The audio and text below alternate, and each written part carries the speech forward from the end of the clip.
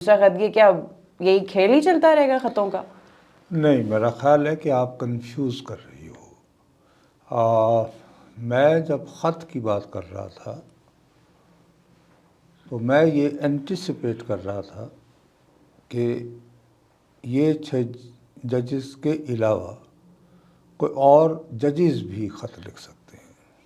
Let's be very clear. جی جی، اس میں سے جیسے ایک خط آپ نے دیکھا کل آیا ہے، وہ پشاور ہائی کورٹ کے چیف جسٹس صاحب نے یہ شکوہ کیا ہے کہ انہیں سپریم کورٹ نہیں لے جایا گیا، جسٹس ابراہیم صاحب کا۔ میں خدا نخواستہ ہرگز یہ نہیں سوچ رہا تھا کہ ججز کو ایسے خطوط ملیں گے جو کہ دھمکی آمیز ہیں، اور اس میں کوئی ایسا پاؤڈر ملا ہوگا جس میں کیمیکل ہے، لیکن ابھی تک ہم یہ طے نہیں کر پائے ہیں کہ وہ کون سا ہے یا ٹاکسک ہے بھی یا نہیں۔ نہیں، ٹاکسک تو کسی حد تک ہے، کیونکہ اسے کھولنے والوں کو سنا ہے کہ ابتدائی طور پر آنکھوں میں سوجن وغیرہ ہوئی ہے، لیکن وہ بہت زیادہ ٹاکسک کس وجہ سے نہیں تھا کہ خدا نخواستہ اگر ایسی بات ہوتی تو انہیں ہاسپٹل لے جانا پڑتا، کو فرسٹ ایڈ وغیرہ دینی پڑتی، تو مطلب اس لیول کا ٹاکسک لیکن آنکھوں میں جلن وغیرہ کی رپورٹ آئی ہے۔ ٹھیک، یہ بھی ہو سکتا ہے کہ ایک دم سے دیکھتے ہی ایک دم سے وہ ایک پینک مچ گیا کہ نہیں ارے بھائی، تو شاید اس وجہ سے بچت ہو گئی۔ اب اس میں 2 باتیں ہیں۔ ہم لوگ مسئلہ وہی ہے کہ تقریریں بہت کرتے ہیں، لیکن بنیادی ایشوز کے اوپر اسی میں ہی آپ دیکھیں کہ 3 باتیں کتنی کلیئر ہو رہی ہیں۔ سب سے پہلی بات، آج تقریباً 4 دن گزر گئے ہیں، بلکہ 5واں دن ہے، 5واں دن ہے جی، وہ خط آئے ہوئے۔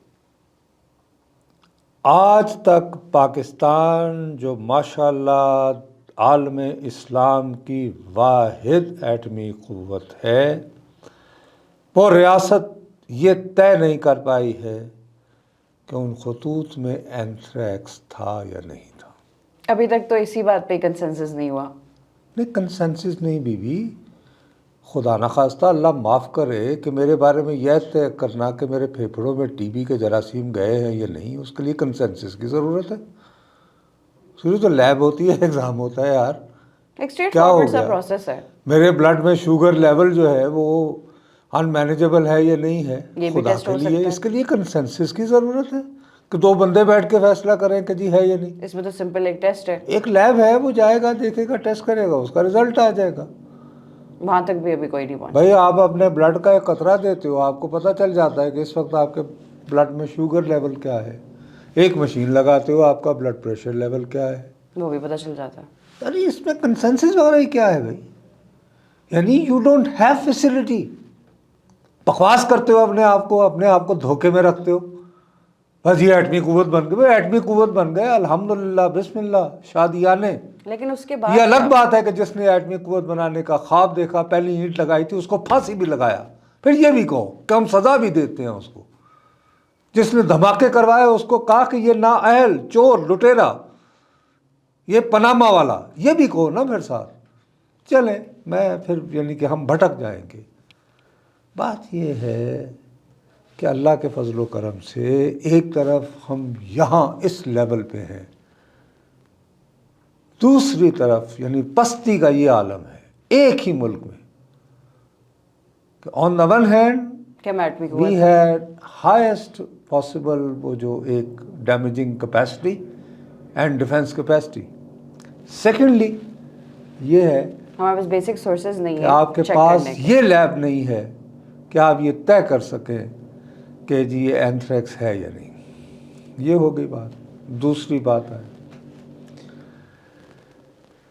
وہ جہاں سے یوں مہر لگتی ہے وہ جی پی او ہے۔